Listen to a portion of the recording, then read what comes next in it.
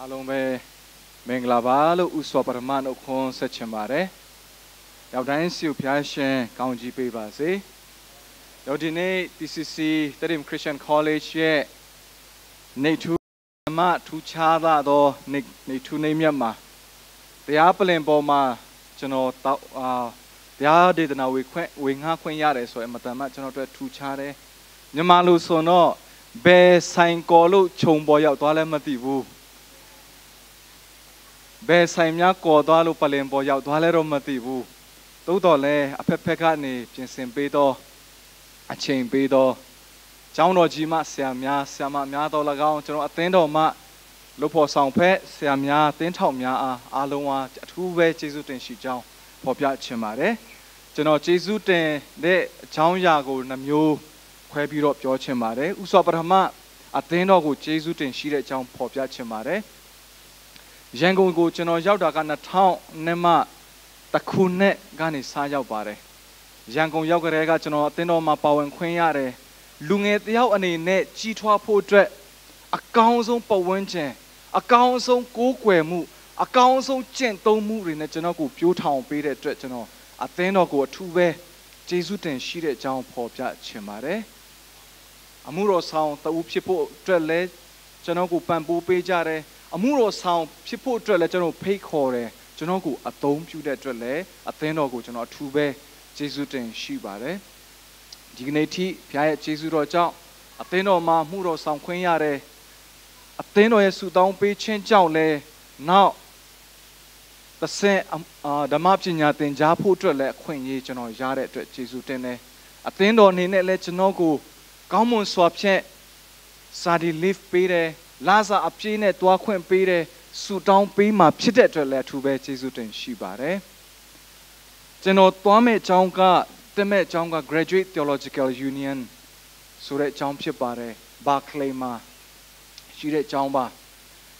Credit Hour ดีมาชีเรเซนโนกัมสุก้องเลยตูตีปีดาพิบาเลยยินดีจ้องวันปีดาพิบาเลย Credit Hour ก็50 Credit Hour ยูอามาพิบาเลย50กูจะนรู้ทุก Credit Hour 50กูเตียไม่หามาตะคู่ Tuition Fees เนี่ยตะ Credit Hour ตะคู่เทีย Tuition Fees ก็$เท่า500เนี่ยมา$25กูมาพิบาเลยอัตเต้นเราจะนไปได้ล้านสารีอากงลงสู้ไหมဗျာเสียบุตรบุเสียมาเทเนี่ยเสียกูจะมารู้เทไปไหมเสียเทอะไรเรื่องกงตัวมาสู้โลตาจีเสียมาปีเนี่ยจะมารู้จะนรู้ปีไหมสู้พี่โรบาตะคู่มาตรงไปเนี่ยแต่เนี่ยปะลงไอ้ดิล้านสารีสู้ยังเครดิตเอาว่าตะคู่สารเนี่ยลิจอเลย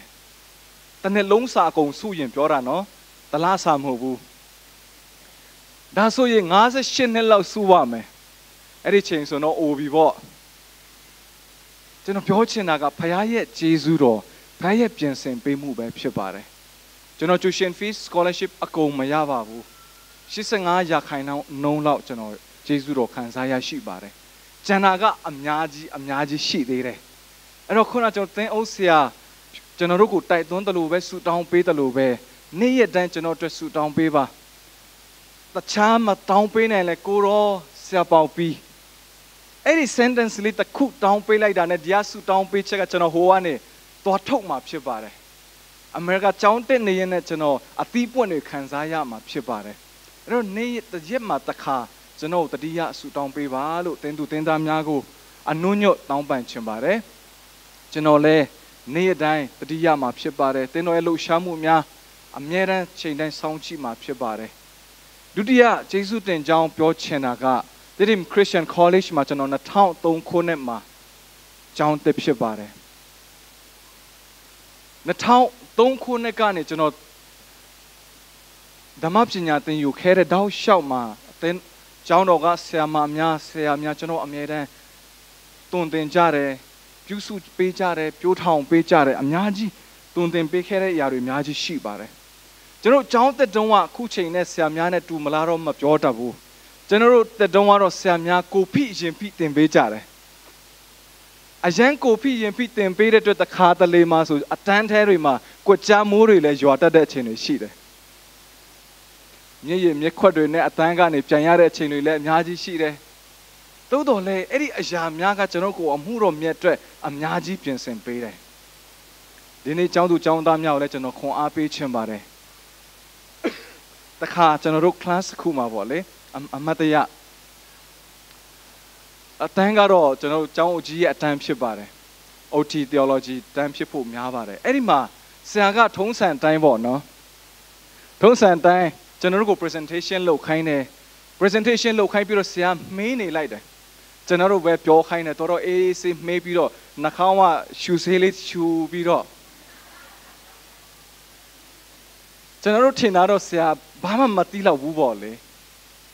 ဒါနဲ့ကျွန်တော်လည်းပေါ့လေးပဲနေကြတယ် presentation ပြီးသွားတော့ဆရာ presentation အကုန်ပြန်ချုပ်ပြီးတော့မေးခွန်းမေးပါလေရောကဲခုနအဲ့တယောက်ပြောတာဘယ်လိုလဲဒါဆိုရင်ဘယ်လိုဖြစ်သွားမှာလဲဟာမေးရောမေးခွန်း9ခုလောက်ထုတ်တာကျွန်တော်တစ်ခုမှမဖြေနိုင်ဘူးအဲ့နဲ့ဆရာအရန်စိတ်တူတာစပယ်ထုတ်ပြီးတော့မင်းတို့ရဲ့ပဇွန်အုံနောက်နဲ့အဲ့လောက်တော့မတည်ဘူးလားအဲ့မှာကျွန်တော်နားတငယ်ချင်းတယောက်ဇုံမန်းဇလင်းဆိုတဲ့တငယ်ချင်းတယောက်ရှိတယ်သူကအရန်ပေါ်တယ်ဟာတာလည်းပြောတတ်တယ်သူကခတ်တူတူလေးကျွန်တော်နားမှာလာပြောပြီးတော့ပဇွန်အုံနောက်ဆိုမှတော့ဘယ်တိမလဲတဲ့ဒါ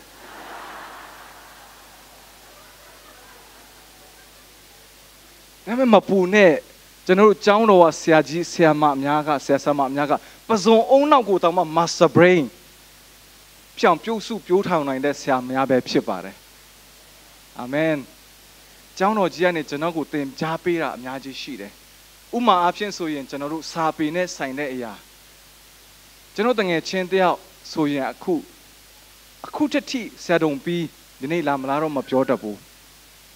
စာပေနဲ့ပဲသူအမှုတော်မြတ်မှာပါဝင်တယ်သူရေးတဲ့ကဗျာတပုတ်ကျောင်းတော်ကြီးရဲ့ thesis ကဗျာတပုတ်ကျွန်တော်ဖတ်ပြီးကြတဲ့ကတခြားဘယ်ကဗျာမှကျွန်တော်မဖတ်ချင်တော့ဘူးအဲ့ဒီကဗျာလောက်ကျွန်တော်နှလုံးသားထီးတဲ့ကဗျာလည်းမရှိဘူးအဲ့ဒီကဗျာလောက်တိုတဲ့ကဗျာလည်းကျွန်တော်မဖတ်ဘူး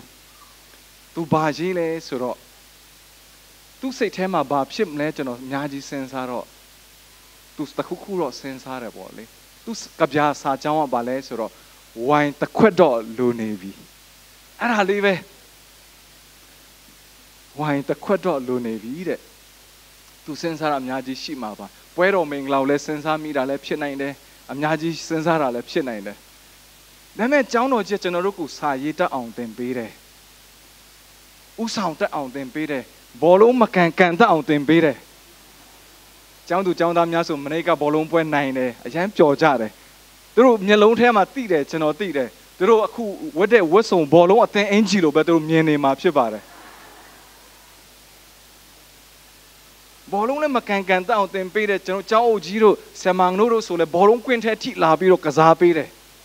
ဒီအခုခေတ်မှာတော့ကျောင်းသူကျောင်းသားများကများတဲ့အတွက်ကန်ဆရာဆရာတွေကန်ဆရာမလို့တော့တာကျွန်တော်တို့တုန်းကအဲ့လောက်မရှိတဲ့အတွက်ဆရာတွေကိုယ်၌လာကန်ပေးတယ်ဘောလုံးကန်နီးအားကစားတွေကျွန်တော်တို့ကိုသင်ပေးတယ်အဲ့ဒီမှာကျွန်တော်မချေမချမ်းဖြစ်တဲ့အရာတစ်ခုကနှစ်ခုရှိတယ်ဒီနေ့ထိမချေမချမ်းဖြစ်နိုင်တဲ့အရာနှစ်ခုတစ်ခုကဘာလဲဆိုတော့ကျွန်တော်ကျောင်းမတက်ခင်လူငယ်မှာအသင်းတော်မှာပါကြတဲ့ကအင်မတန်မှနာမည်ထင်ရှားတာကကိုခံပညာမှာအဓိပတိအနေနဲ့အဆင့်လွန်ဆိုပြီးတော့ထင်ကြတာကြော်ကြတာကကျွန်တော်ဆရာပြန်နဲ့ဆယ်လံပြီးသူတို့တိုင်းဘလို့ကစားကြတယ်ဘလို့ရှင်ပြိုင်ကြတယ်ဆိုပြီးတော့လူငယ်တွေကျွန်တော်တဖွားဖွားပြောကြတယ်ဒါပေမဲ့ကျွန်တော်ကျောင်းတက်တယ်ကျောင်းကနေသင်ပေးမလားဆိုစောင့်တယ်မသင်ပေးဘူးအခုထိလည်းမသင်ပေးသေးဘူးအဲ့တော့ကိုခံပညာမတတ်တော့အခုတထိကျွန်တော်သူများနှိမ့်ဆက်လဲကျွန်တော်ခံရမယ့်သဘောမှရှိတယ်ကျောင်းသူကျောင်းသားများကိုကျွန်တော်တတိပေးချင်ပါတယ်ဆရာများကိုသွားမတိုးလိုက်မိပါနဲ့လို့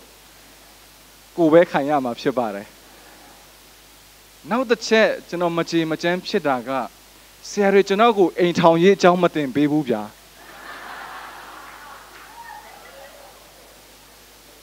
ကျွန်တော်ချင်းတွေကောင်းကြီးပေးတဲ့ပုံစံပြောရမယ်ဆိုတော့ဖယားရှင်ကလေးအစားချေပါစေကျွန်တော်ဒီနေ့ဒီလိုဖြစ်နေရတဲ့အနေထားကဆရာများရဲ့ပယောဂမကင်းပါဘူးလို့ကျွန်တော်ထူးပဲကျေးဇူးတင်ရှိတယ်ကျွန်တော်ကိုကျောင်းတော်ကြီးမှနေပြီးတော့2013နှစ်က ကနေစပြီးတော့ဒီနေ့2019ထိကို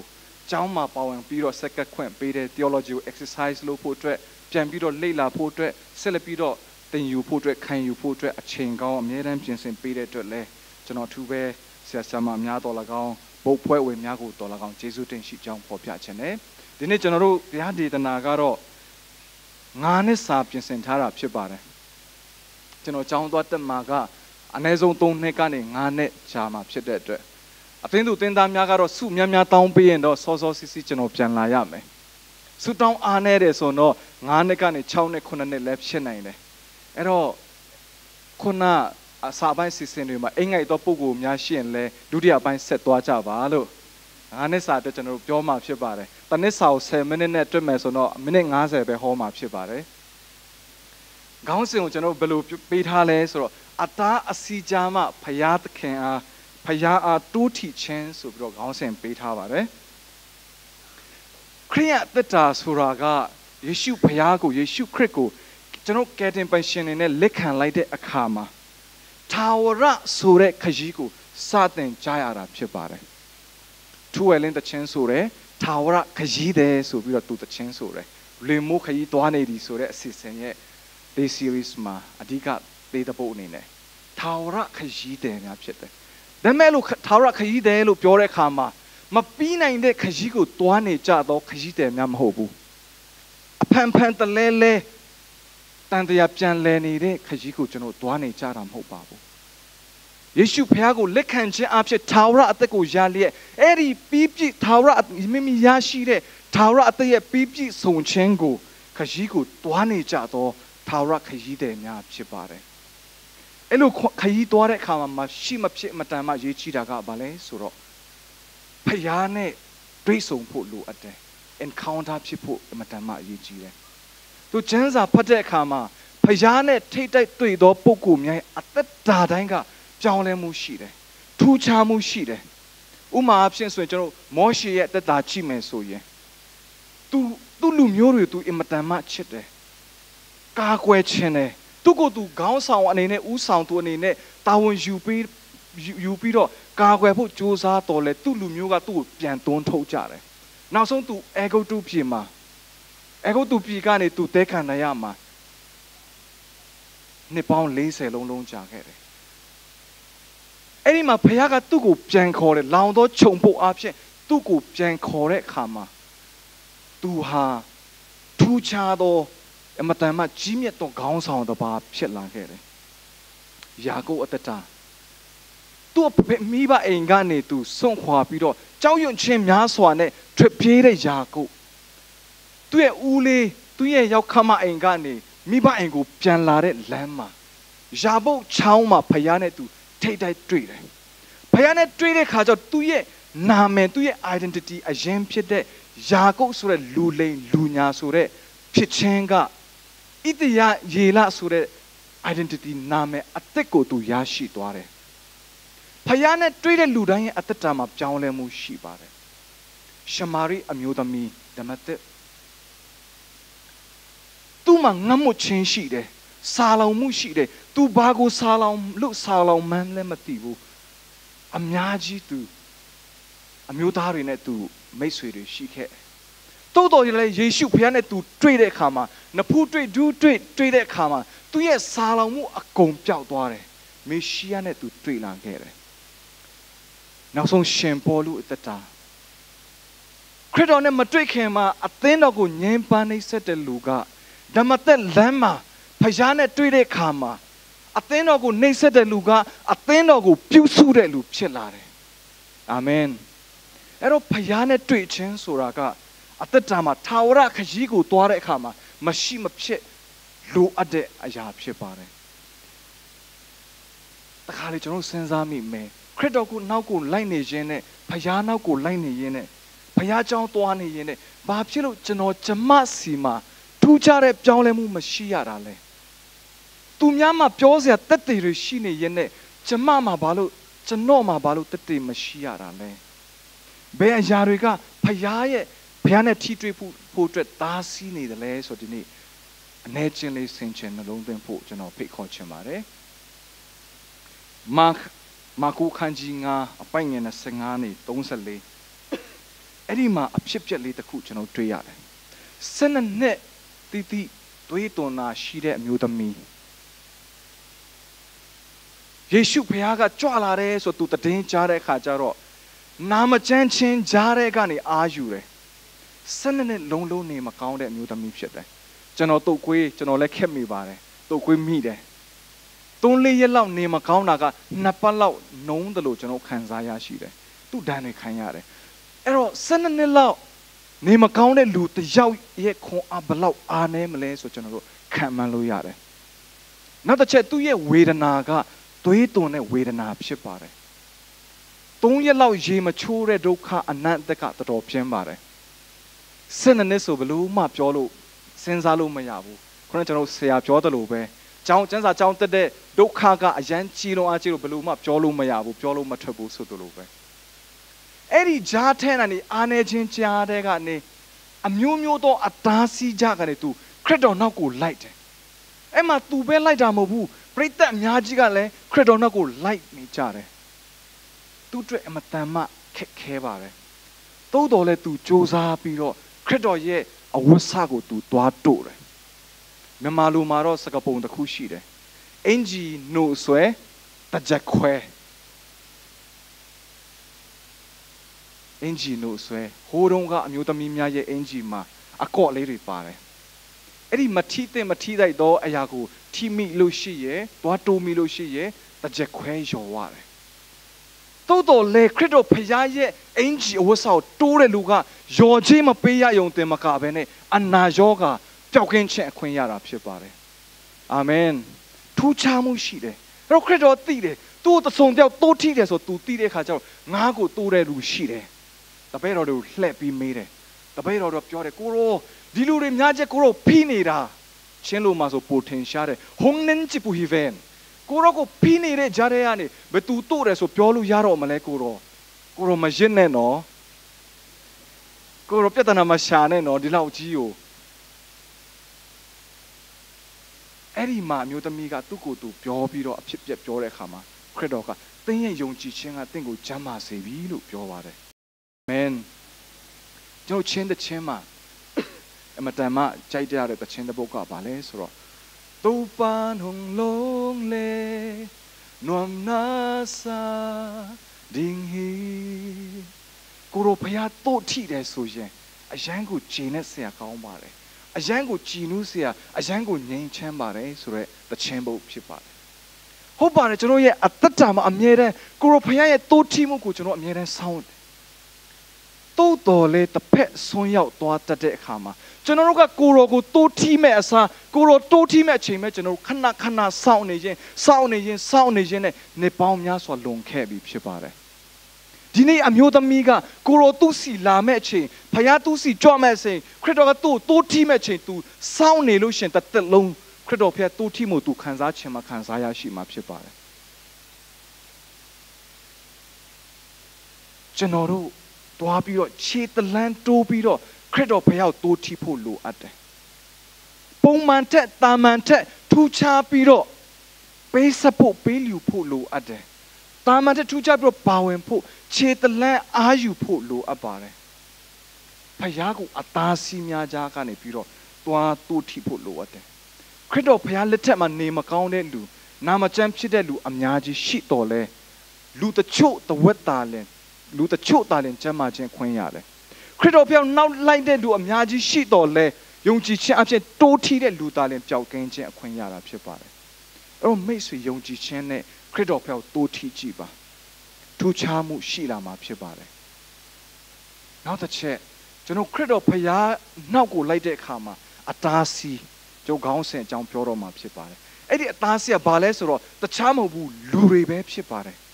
အဲ့ဒီလူတွေတခြားမဟုတ်ဘူးခရစ်တော်နောက်ကိုလိုက်နေတဲ့လူတွေပဲဖြစ်ပါတယ်ဒီနေ့ကျွန်တော်ယုံကြည်သူများပြဿနာကဘာလဲဆိုတော့ခရစ်တော်နောက်ကိုမလိုက်တဲ့ပြဿနာမဟုတ်ဘူးခရစ်တော်နောက်ကိုလိုက်လွန်အားကြီးပြီးတော့အချင်းချင်းခလုတ်တိုင်းမိတဲ့ပြဿနာဖြစ်ပါတယ်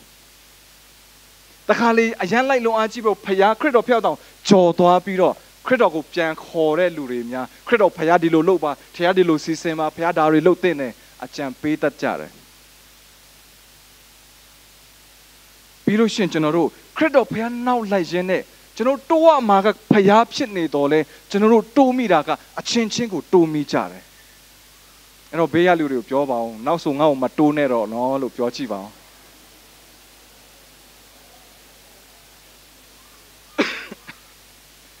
ကျွန်တော်တို့တိုးရမှာကခရစ်တော်ဖြစ်ပါတယ်ဘုရားကိုဖြစ်ပါတယ်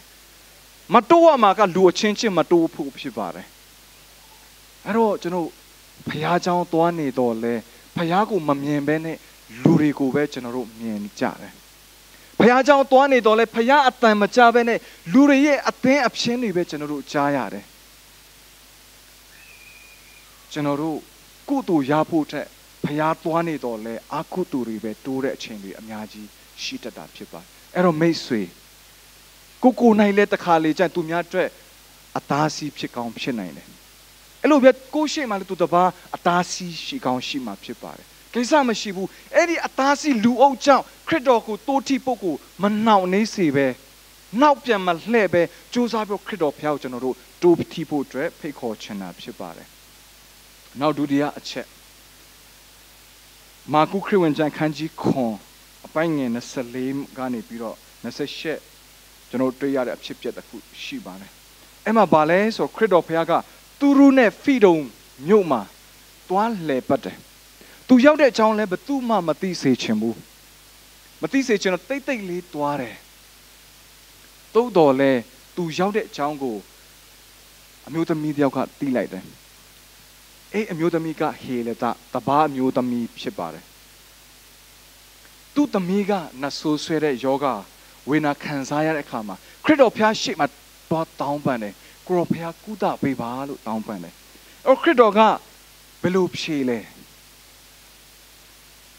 ကျွန်တော်တို့မျှော်လင့်တာကလုကာခန်းကြီး4မှာဆိုခရစ်တော်ကဘာပြောလဲငါကြွလာတဲ့အကြောင်းရင်းကနေမကောင်းတဲ့လူတွေချမ်းမာဖို့နှလုံးချေမွားတဲ့လူတွေပြန်ပြီးတော့ကုသဖို့အကန်းတွေပြန်မြင်ရဖို့တည်င်းကောင်းဝင်ငါဖို့ဖြစ်တယ်လို့ပြောနေတော်လဲအဲ့ဒီနေရာမှာခရစ်တော်ကသူ့ကိုချင်းကတဲ့အမျိုးသမီးကိုပြန်တွန်းထုံးလိုက်တယ်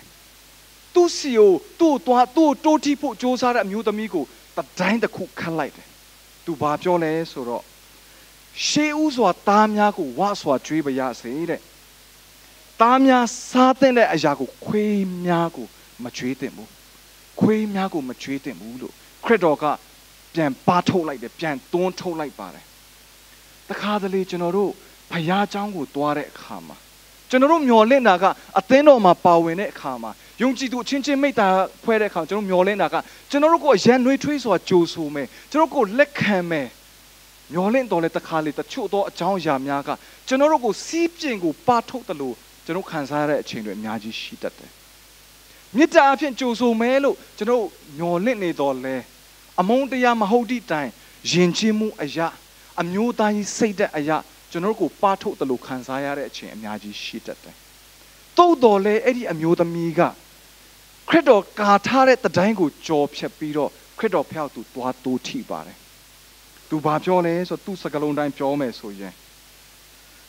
မှန်ပါဤတခင်တဲ့ခွေးမြည်ဒီကတခင်တို့ရဲ့စနုပ်စပေါက်ကိုစပွဲအောင်၌စာမြေထုံးဆိုင်ရှိပါတယ်တဲ့ဟုတ်တယ်ကိုရောကျမကစပွဲမှာရှိတဲ့သားများစားတဲ့စားအတော်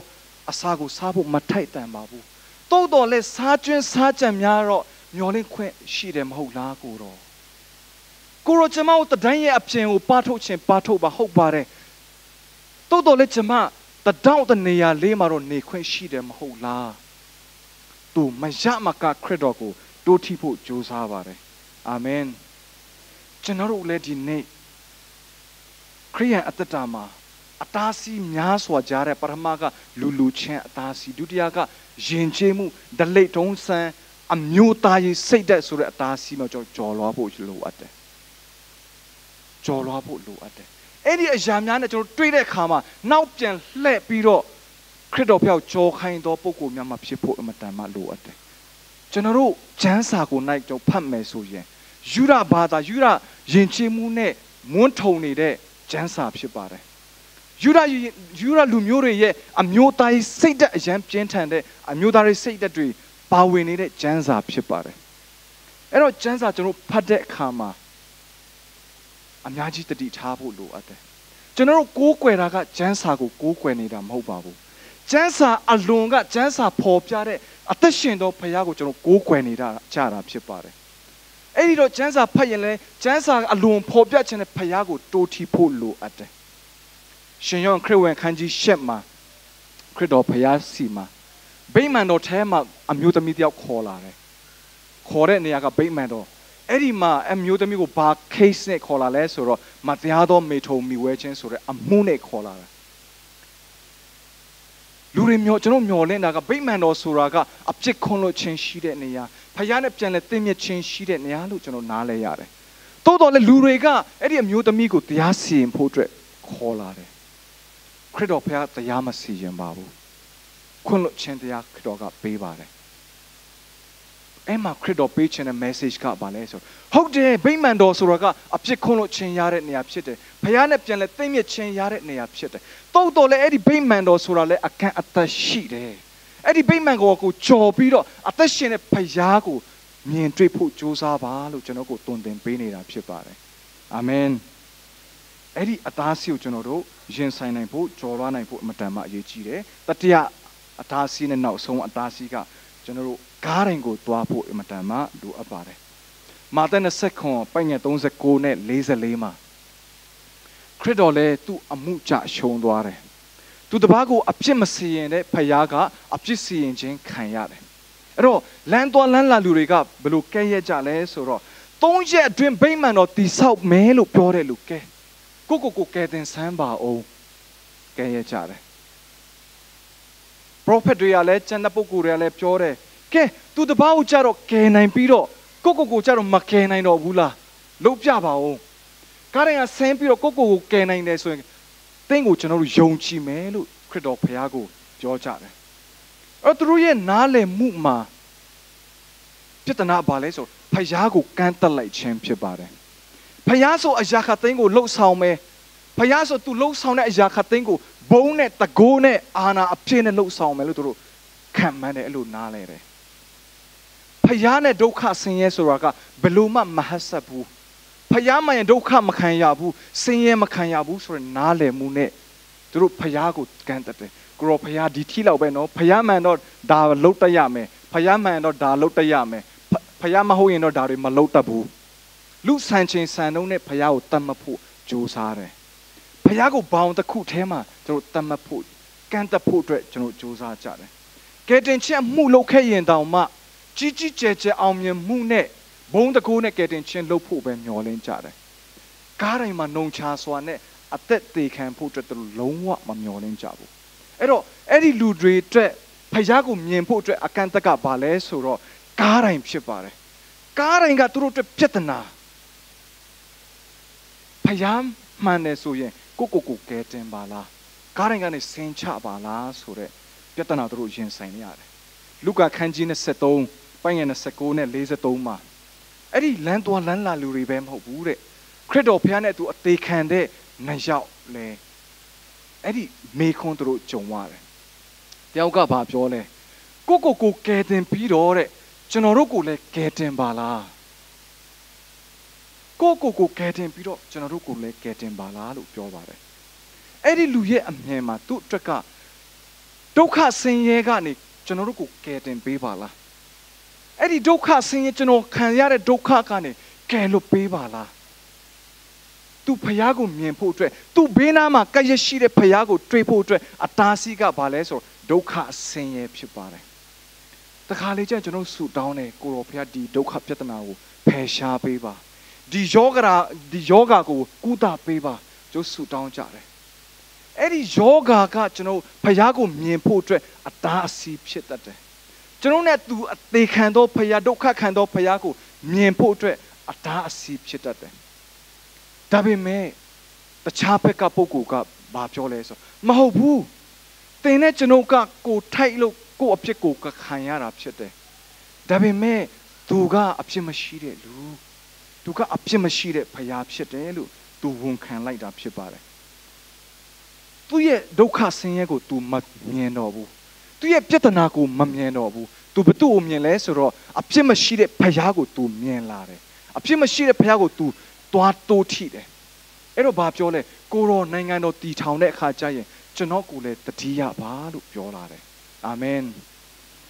ဒီကနေ့မှလည်းကျွန်တော်တို့ဖယားကိုနားလည်မှုသူတစ်ဖြင့်ကားတိုင်းခြေရင်းသွားတဲ့အခါမှာဖယားကိုတိုးထိဖို့အတွက်အခက်အခဲအများကြီးရှိတယ်တမာယိုးကြကျွန်တော်ဖယားကိုနားလည်မှုနဲ့ကားတိုင်းကပေါ်ပြတဲ့ဖယားရဲ့လက်ခဏဖယားရဲ့မေတ္တာကအယံကွာခြားတယ်အယံကွာခြားတယ်အဲ့တော့ကားတိုင်းဆိုတာတကယ်တော့ဖယားရဲ့ကြီးမြတ်မှုကိုဖယားရဲ့အောင်မြင်မှုကိုပေါ်ပြနေတာဒါလည်းဖြစ်တယ်ကားတိုင်းမှာပေါ်ပြတဲ့ဖယားရဲ့မေတ္တာလောက်ကြီးတဲ့မေတ္တာဆိုတာမရှိပါဘူးကားတိုင်းဆိုတော့ဖယားရဲ့အာနယ်ခြင်းမဟုတ်ပါဘူးဖယားရဲ့ကြီးမြတ်မှုပေါ်ပြခြင်းတာလည်းဖြစ်တယ်အဲ့တော့ကျွန်တော်တို့ညီကုန်းချုပ်အနေနဲ့ဒီနေ့ကျွန်တော်မြုပ်ထဲသွားဖို့ပြင်တဲ့အခါမှာမြေနီကုန်းကနေကျွန်တော်ကားစီးတယ်လန်ကားစီးတော့ဂုံဒရာထိတ်ရောက်တဲ့အခါကျတော့လူငယ်2ယောက်ကဟာရှေးတကုံဖျားကိုမြင်တဲ့အခါမှာဟာရှေးတကုံဖျားနီးနီးလေးပါလားခဏလေးဆိုရောက်မှာပဲနော်လို့ပြောတယ်ကျွန်တော်ခေါင်းထဲစင်စာကဲသွားကြည့်လေအဲ့လောက်နီးတယ်ထင်ရဲ့အမြင့်ကနေကြည့်ရင်တော့နီးနီးလို့ထင်ရတယ်ဒါပေမဲ့တကယ်သွားတယ်ဆိုရင်တော့နီးနီးလေးမဟုတ်ပါဘူးအဲ့လိုပဲထာဝရခရီးသွားများထာဝရခရီးကိုသွားတဲ့အခါမှာလဲနီးနီးလေးလို့ထင်နေရတော့လဲလက်ရှိကလေးကထာဝရအသက်ကိုရနေတော့လဲတကယ်သွားတဲ့အခါကျအဲ့ဒီထာဝရခရီးကမနီးပါဘူးဒုက္ခအခက်ခဲအများကြီးရှိပါတယ်အဲ့ဒီမှာကျွန်တော်ဖယားနဲ့ထိတွေ့ဖို့အမတန်မှလိုအပ်တယ်ဖယားရဲ့တိုးထိမှုကိုစောင့်နေရင်းကနေဖယားကိုသွားတိုးထိဖို့လိုအပ်တယ်ဖယားကိုတိုးထိဖို့အတွက်အသားစီးများစွာကျွန်တော်ကြော်လွာဖို့အမတန်မှလိုအပ်တယ်စာလံရေးဆရာကဘာပြောလဲဆိုတော့ကိုရောကိုအားပြုတော်သူဟာတဲ့မင်္ဂလာရှိပါတယ်တဲ့သူတို့ဒီလမ်းခရီးကိုနှလုံးသွင်းတတ်၏လို့ပြောတယ်ကိုရောကိုအားပြုပြီးတော့အဲ့ဒီခရီးကိုသွားတဲ့လူကမင်္ဂလာရှိတယ်သူဘာဆက်ပြောလဲအဲ့ဒီမင်္ဂလာရှိတဲ့လူသွားတဲ့နေရာကဗမာလူမှာဆိုတော့ဘာကာလွင်ပြင်ချင်းလူမှာတော့6ကတ်တဲ့လွင်ပြင်တွေလို့ပြောတယ်အဲ့ဒီမင်္ဂလာရှိတဲ့လူသွားတဲ့နေရာတိုင်းက6ကတ်တဲ့နေရာဖြစ်ရင်တောင်မှဆိုင်းရည်တွင်ထွက်မှာဖြစ်တယ်အမင်္ဂလာရှိတဲ့နေရာတောင်မှမင်္ဂလာရှိတဲ့လူသွားတဲ့နေရာဆိုရင်တော့မင်္ဂလာတွေရှိမှာဖြစ်ပါတယ်လို့ပြောပါတယ်အာမင်အဲ့ဒီလူဟာထာဝရခရီးကိုသွားနေရင်နဲ့အားတွေပို့ပြီးပြည့်လာမှာဖြစ်တယ်လို့ပြောတယ်ချင်းလူမှာဆိုတော့အထာ heart same thing ဘယ်သူမှသွားနေရင်နဲ့ပို့ပြီးတော့အားကောင်းလာတာမရှိပါဘူးတိုးတော့ဖယားကိုအားပြုတဲ့လူကသွားနေရင်နဲ့အားကပို့ပြီးတော့အားကောင်းလာမှာဖြစ်နောက်ဆုံးဇီးအောင်မှာဖယားကိုမြင်ရမယ်လို့ပြောတာဖြစ်ပါတယ်အဲ့တော့ဒီကနေ့မှာကျွန်တော်တို့ထာဝရခရီးကိုသွားနေတဲ့မိတ်ဆွေဓမ္မမိတ်ဆွေများဓမ္မခရီးသွားဖက်များကျွန်တော်တို့ဘလို့ပဲအခက်အခဲရှိနေပါစေကျွန်တော်ဘယ်မှာပဲရှိနေကြပါစေကျွန်တော်ရဲ့ထာဝရခရီးကိုဆက်သွားပြီးတော့ဖယားကိုတိုးထိကြရအောင်အတားစီးများကိုကြော်လွန်ပြီးတော့တစ်ချိန်မှာဇိအောင်မှာထာဝရဖယားရှိမှမျက်နှာပြကြရအောင်ဖယားကိုကျွန်တော်ဖူးမြော်ကြရအောင်လို့တိုက်တွန်းချင်ပါတယ်ရောက်တိုင်းစီဖယားရှင်ကောင်းကြီးပေးပါစေ